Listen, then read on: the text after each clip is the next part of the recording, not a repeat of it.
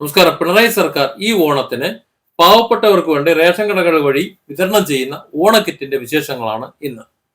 ഇതിനു മുമ്പ് പല ആരോപണങ്ങളും ഉണ്ടായിട്ടുണ്ട്. കൊറോണ കിറ്റ് നമുക്കറിയാം.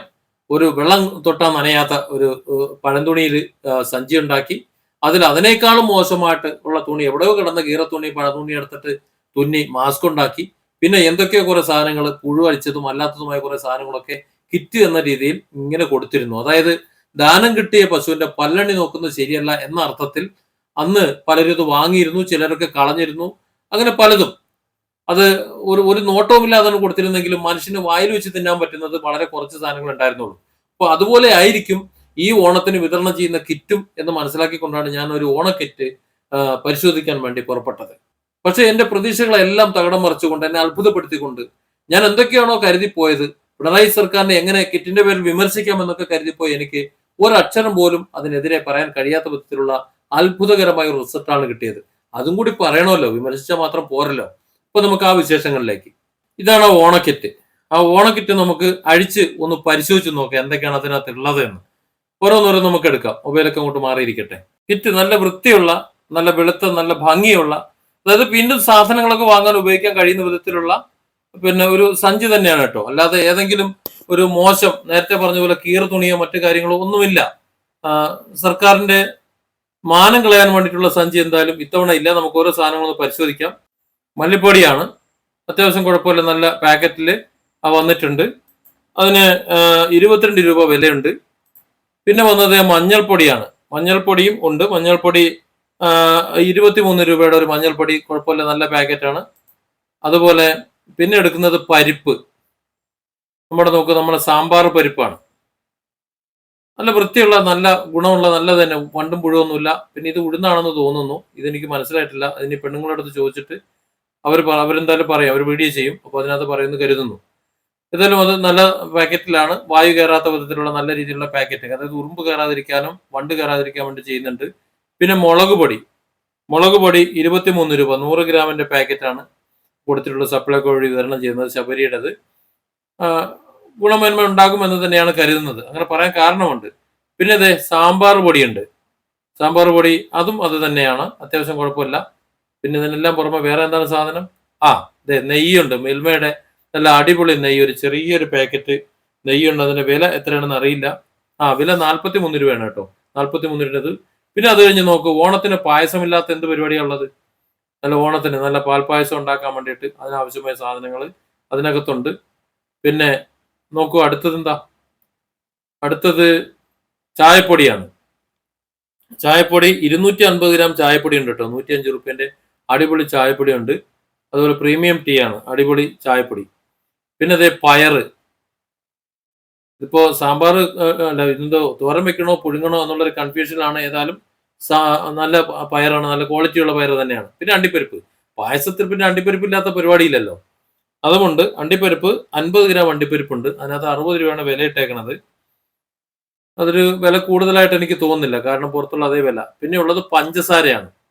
പഞ്ചസാര എയർ ടൈറ്റ് ആക്കി വെച്ചേക്കുന്നത് നോക്കാതെ കേടുവരാതിരിക്കാൻ വേണ്ടി, പൊട്ടാതിരിക്കാൻ വേണ്ടിയിട്ടുള്ള നല്ല എയർ ടൈറ്റ് ആക്കി തന്നെ വെച്ചേക്കുന്നത്. അവസാനമായി ആണെന്ന് തോന്നുന്നു ഉപ്പ്. ശുദ്ധമായ കല്ലുപ്പ് എന്നൊക്കെ എഴുതിയിട്ടുണ്ട്. സാഗറിന്റെ ശുദ്ധമായതാണെന്ന് കരുതുന്നു. ഏതായാലും ഉപ്പ്. അപ്പൊ ഇത്രയും സാധനങ്ങളാണ് ഇതിനകത്ത് ഉള്ളത്, ഈ കിറ്റിനകത്തുള്ളത്. അതായത് ഇതുവരെ നമ്മൾ എടുത്ത സാധനങ്ങൾ വൃത്തിയായും ഭംഗിയായുമാണ് പാക്ക് ചെയ്തിട്ടുള്ളത്. ഓണക്കിറ്റ് 2025 എന്ന് സപ്ലൈകോയുടെ ആ ഒരു കിറ്റ് ഉണ്ടല്ലോ, ആ കിറ്റിന്, ആ സഞ്ചിക്ക് ഒരു ക്വാളിറ്റി ഉണ്ട്. അതിൻ്റെ ഉള്ളിലുള്ള ബാക്കിയുള്ള സാധനങ്ങൾക്കും ആ പാക്കിങ്ങിനും എല്ലാം ഒരു വൃത്തിയും ഒരു ഭംഗിയും എല്ലാം ഉണ്ട്. അതിനൊന്ന് നിരത്തി വെച്ചിരിക്കുക, കാണുമ്പോൾ തന്നെ ഒരു ചന്തമുണ്ട്.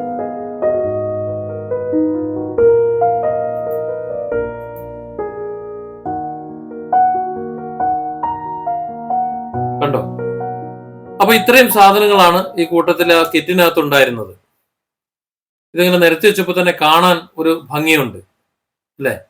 ഇത് ഓണത്തിന് കിട്ടിയിട്ടുള്ള സാധനങ്ങൾ എന്തായാലും നല്ല ക്വാളിറ്റിയുള്ള സാധനങ്ങളാണ്. സഖാവ് പിണറായി മുഖ്യമന്ത്രി എന്ന നിലയിൽ ഈ ഒരു കാര്യത്തിൽ അദ്ദേഹത്തിന് എന്താ പറയാ, എൻ്റെ ഒരു അഭിനന്ദനങ്ങൾ. നല്ല ഗുണമേന്മയുള്ള നല്ല സാധനങ്ങൾ അത് അതിൻ്റെതായ രീതിയിൽ തന്നെ നല്ല പാക്കറ്റിൽ കൊടുത്തതിന്. നിങ്ങളൊരു കാര്യം ശ്രദ്ധിച്ചോ, ഇതിനകത്തൊരു സാധനം ഇല്ല, വെളിച്ചെണ്ണ.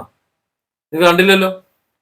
കാണാൻ പറ്റേ. കാരണം അത് ഈ കിറ്റിനകത്തല്ല ഉണ്ടായിരുന്നത്, അത് പുറത്തായിരുന്നു ഉണ്ടായിരുന്നത്. ഇനി നമുക്ക് വെളിച്ചെണ്ണ എടുക്കാം. അത് കിറ്റിന് പുറത്തായിരുന്നത് കൊണ്ട് ആദ്യം ചെയ്തത് ആ വെളിച്ചെണ്ണ പൊട്ടിക്കലാണ്. ഒരു കത്രിക എടുത്തിട്ട് നമുക്കതൊന്ന് പൊട്ടിച്ചു നോക്കാം കേട്ടോ.